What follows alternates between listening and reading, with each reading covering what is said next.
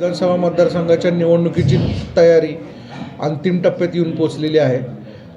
निवडणूक लढवणाऱ्यांच्या उमेदवारांची यादी अंतिम झाल्यापश्चात आमच्या मतपत्रिका छापून मतदारसंघाच्या निवडणूक निर्णय अधिकारी या नात्यानं आमच्याकडे प्राप्त झालेले आहेत. आता आमचं प्रामुख्यानं प्राधान्य आम्हाला जो आवश्यक मनुष्यबळ आहे त्याचे आदेश देखील आता आम्हाला प्राप्त झालेले आहेत.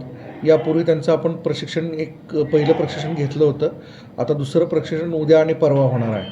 तर ह्या सर्व नियुक्त कर्मचाऱ्यांचं पोस्टल मतदान तसंच 85 वर्षाच्या वरचे वृद्ध आणि दिव्यांग व्यक्तींचं प्रत्यक्ष घरी जाऊन मतदान घेणं हे टप्पे महत्त्वाचे आता या पुढच्या आठवड्यात आम्हाला पार पाडायचे आहेत. त्याची तयारी आमची झालेली आहे.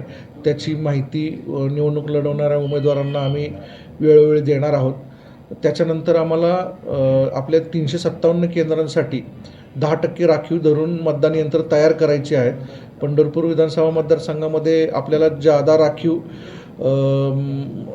2 बॅलेट युनिट लागणार असल्यामुळं बॅलेट युनिट जास्त लागणार आहेत. तर ते आम्हाला जास्तीची बॅलेट युनिट्स आज संध्याकाळपर्यंत मिळत आहेत आणि त्याची दुसरी सरमिसळ आम्ही उमेदवारांच्या उपस्थितीत आणि माननीय निवडणूक निरीक्षकांच्या उपस्थितीत 9 तारखेला दुपारी घेणार आहोत.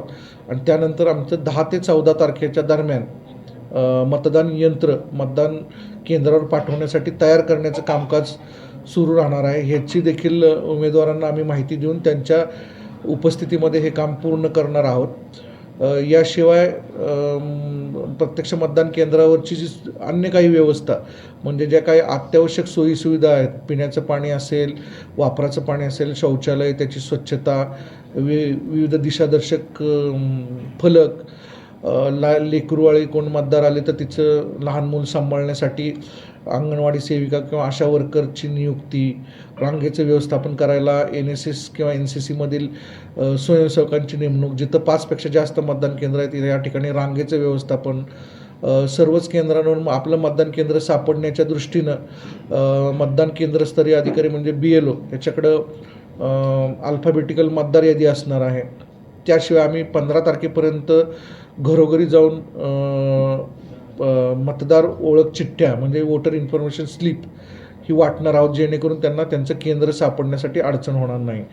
गत लोकसभा निवडणुकीनंतर पंढरपूर विधानसभा मतदारसंघामध्ये निव्वळ 20 मतदान केंद्रांची वाढच झालेली आहे. त्यामुळे ही 20 वाढलेली केंद्र आणि काही ठिकाणी केंद्र शिफ्ट झालेले आहेत, अशा ठिकाणी मतदारांना त्यांचं केंद्र माहीत पडावं या दृष्टीनं आम्ही पूर्वतयारी म्हणून यापूर्वी सर्व मतदारांपर्यंत पोचून त्यांना माहिती देण्याचा प्रयत्न केलेला आहेच आहे. परंतु आता मतदार ओळख चिठ्ठ्या वाटताना आम्ही पुन्हा एकदा त्यांना बदललेल्या मतदान केंद्राची जाणीव करून देणार आहोत. कृपया मतदारांनी लोकसभेला आपलं मतदान केंद्र होतं किंवा माझं नाव मतदार यादीमध्ये होतं असं गृहीत न धरता आपली आता मतदार यादी नव्यानं जाहीर झालेली आहे. ऑनलाईन पद्धतीनं देखील आपण आपल्या नावाची खात्री करून घ्यावी. आपलं बदललेलं मतदान केंद्र त्यात आपल्याला समजून येईल, त्या दृष्टीनं जावं. तसंच मतदारांना ह्या सोयीसुविधा उपलब्ध करताना काही दिव्यांग व्यक्ती, वृद्ध व्यक्ती येतील त्यांना आपण रांगेमध्ये प्राधान्य देणं किंवा जागोजागी विश्राम करण्यासाठी खुर्च्या किंवा बेंचेसची व्यवस्था करणं असं आपण मदत करत असतो. ब्रेल दृष्टिदोष असणाऱ्यांसाठी ब्रेल मतपत्रिका आपण मतदान केंद्रावर उपलब्ध करून देणार आहोत, जेणेकरून त्यांना मतदान करता येईल. याच्याशिवाय अन्य काही सक्षम ॲप हे दिव्यांगांच्या सुविधांसाठीचं ॲप आहे. त्याच्यातून त्यांनी काही सुविधांची मागणी केली, ड्रॉपची फॅसिलिटी मागितली तर ते आपण त्यांना देत आहोत.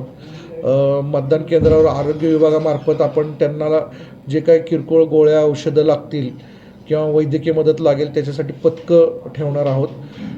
सध्या लवकर दिवस मावळत असल्यामुळे मतदान केंद्रावर उजेडाची पुरेशी व्यवस्था, जिथं रांग जास्त लागण्याची शक्यता आहे तिथं रांगेचे व्यवस्थापन, अतिरिक्त पोलीस बंदोबस्त, अतिरिक्त मतदान कर्मचारी याचं नियोजन आम्ही करत आहोत. 10 ठिकाणी आपण आदर्श मतदान केंद्र करणार आहोत. त्यापैकी 6 ठिकाणी युवकांचं मतदान केंद्र असणार, म्हणजे तिथला मतदान कर्मचारी वर्ग हा सगळा युवक असणार आहे.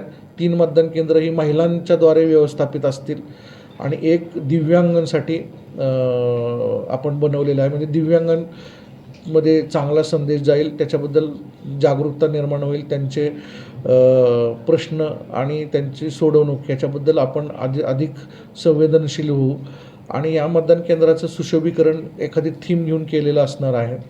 नवीन मतदारांना मतदान ओळखपत्र जास्तीत जास्त जणांना पोहोचवण्याचं काम आपण 15 नोव्हेंबरपर्यंत पूर्ण करणार आहोत.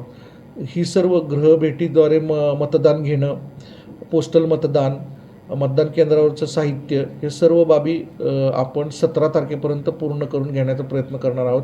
याशिवाय अत्यावश्यक सेवेतले म्हणजे पोलीस किंवा आरोग्य विभाग असेल, रेल्वे असेल अशांचे काही फॉर्म आपल्याला पोस्टलचे आले तर त्यांच्यासाठी खास मतदान केंद्र उभारून आपण त्यांचं मतदान करून घेणार आहोत. यावेळेस आयोगाच्या माध्यमातून आंतरजिल्हा पद्धतीनं सुद्धा टपाली मतपत्रिकांच्या अर्जांची आणि टपाली मतपत्रिकांची देवाणघेवाण करण्याची एक यंत्रणा निर्माण करण्याचा प्रयत्न केलेला आहे. त्या दृष्टीनं आपण प्रयत्न करणार आहोत.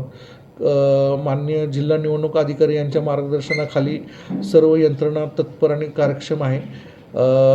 आपण ज्या काही मतदारांचे आम्ही तर आवाहन करू की मतदान केंद्रावर मोबाईल आणू नये, कारण त्याचा गैरवापर झाल्यास फौजदारी गुन्हा दाखल होऊ शकतो.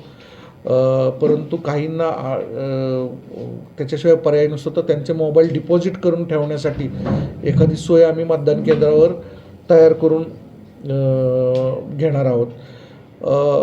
आपल्याकडे संवेदनशील मतदान केंद्र जे काही निकष आहेत त्यामध्ये कुठलीही नाहीत, परंतु तरी देखील 50% मतदान केंद्रावर आपण CCTVद्वारे देखरेख ठेवणार आहोत. म्हणजे त्याच्या CCTVद्वारे माननीय भारत निवडणूक आयोगापासून माननीय जिल्हाधिकारी महोदय किंवा आम्ही हे सुद्धा देखरेख करू शकतो आणि त्याच्यातून आम्हाला कायदा सुव्यवस्थेविषयक किंवा एकंदर तिथल्या मतदान प्रक्रियेविषयक माहिती आम्हाला मिळत राहील.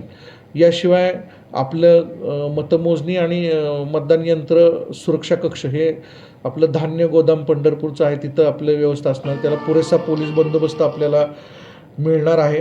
सध्या तिथं आपण CCTV सर्व बसवून त्याच्यावर देखरेख आणि पोलिसांमार्फत बंदोबस्त हे सर्व आपलं अद्ययावत आहे. हे मतदान कर्मचारी मतदान केंद्रावर जाण्यासाठी वाहतूक आराखडा आपला तयार आहे. त्या दृष्टीनं आपण SD महामंडळाशी करार केलेला आहे आणि ही निवडणूक प्रक्रिया निपक्षपातीपणे, पारदर्शकपणे आणि कायदा व सुव्यवस्था राखून मुख्य म्हणजे लोकशाहीचा हा उत्सव असल्यामुळे मतदारांना त्यांचा हक्क, मतदानाचा हक्क निर्भीडपणे बजावता यावा अशा पद्धतीनं करण्याचा आमचा मानस आणि प्रयत्न आहे. थँक्यू. धन्यवाद.